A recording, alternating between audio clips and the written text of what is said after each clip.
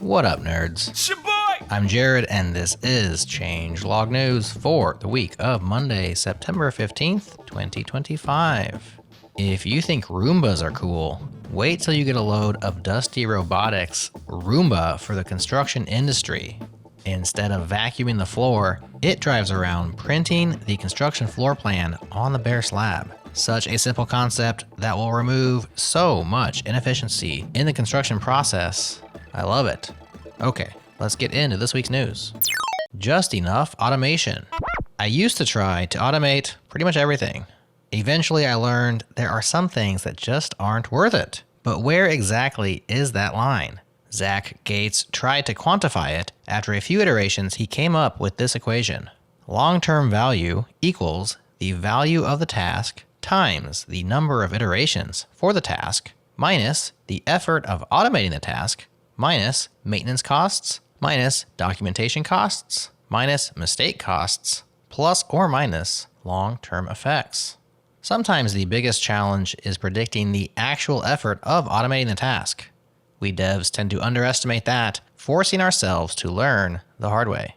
But if you can get that number right, maybe this equation will help you decide whether or not to automate your next repetitive task. Albania welcomes its first AI overlord.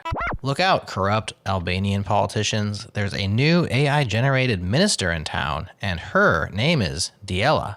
Quote, Albania's prime minister on Friday tapped an artificial intelligence-generated minister to tackle corruption and promote transparency and innovation in his new cabinet, end quote. Diela will be a member of the cabinet, according to Prime Minister Edi Rama, but needless to say, not everybody is on board with the idea. But maybe that doesn't matter? Quote, lawmakers will vote on the new cabinet, but it was unclear whether Rama will ask for a vote on Diela's virtual post. Legal experts say more work may be needed to establish Diela's official status, end quote. I'm all for tackling corruption and promoting transparency, but is today's state-of-the-art AI even close to ready for that? So far, thankfully, it seems Diela's work has been more akin to a digital librarian. Quote, Diela, depicted as a figure in a traditional Albanian folk costume, was created earlier this year in cooperation with Microsoft as a virtual assistant on the e-Albania public service platform, where she has helped users navigate the site and get access to about 1 million digital inquiries and documents. Really simple licensing for the AI-first internet. RSS co-creator Eckart Walther, along with some big names on the web like Tim O'Reilly, Schema.org's RV Guha, Simon Wistow from Fastly, to name a few, have designed a new open standard for licensing content in a machine-readable form. Really simple licensing, or RSL, is similar to Cloudflare's pay-per-crawl idea, but with more forms of compensation. Also, the ability to license non-public content like books, videos, and datasets, and a bigger community behind it. Reddit, Quora, WikiHow, the MIT Press, and more organizations have committed support to the standard. The technical bits aren't that complicated. There's a new XML namespace for RSL with elements publishers add to their RSS feeds to specify content licensing requirements. Consumers use the RSL Open License Protocol, OLP, to acquire access to the content from a license server specified in the feed. There's a list of open license servers linked up in the newsletter, but you can also operate your own.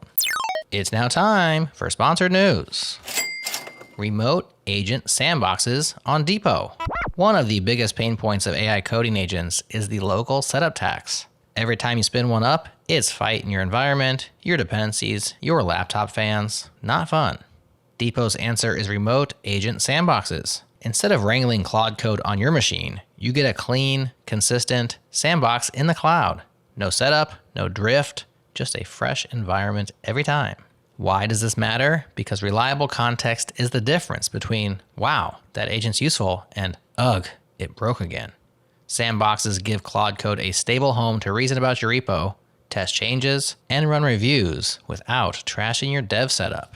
Learn more and try it for yourself at depot.dev/blog or check the newsletter for the link to the full post.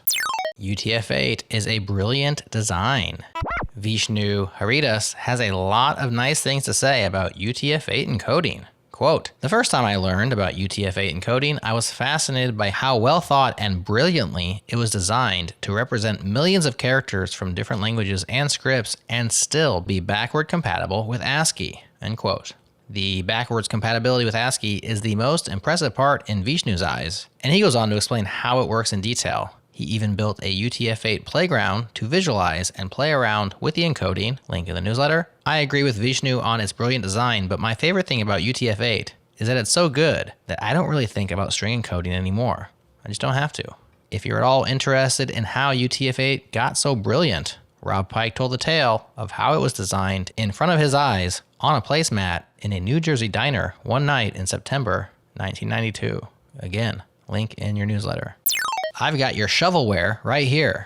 Justin Searls disagrees with last week's headline story by Mike Judge that argued we'd be seeing a whole lot of shovelware if AI coding tools were making us as productive as we think they are. Justin's retort, quote, suggesting that AI-generated code is a nothing burger because we haven't yet been drowned in shovelware just 4 months after coding agents became remotely useful? Get out of here. I talked to a manager the other day whose team was given carte blanche to burn through all the Anthropic tokens they want, and for whom not a single developer touched the account in the month of August, end quote. Justin also points to some Vibe-coded shovelware of his own to counter Mike's assertion. Quote, it took about a day of wall time to build and another calendar day for me to tighten up with feedback. I spent probably a grand total of 3 hours staring at computers in the furtherance of this project. Would have taken me weeks to build by hand, and more importantly, it wouldn't have been built at all. I wouldn't have bothered.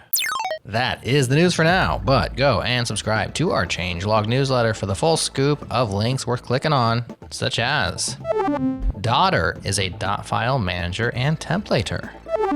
Askinema has been rewritten in Rust, and hosting a website on a disposable vape. Get in on the newsletter at changelog.news. Have yourself a great week. Like, subscribe, and 5-star review us if you dig the show, and I'll talk to you again real soon.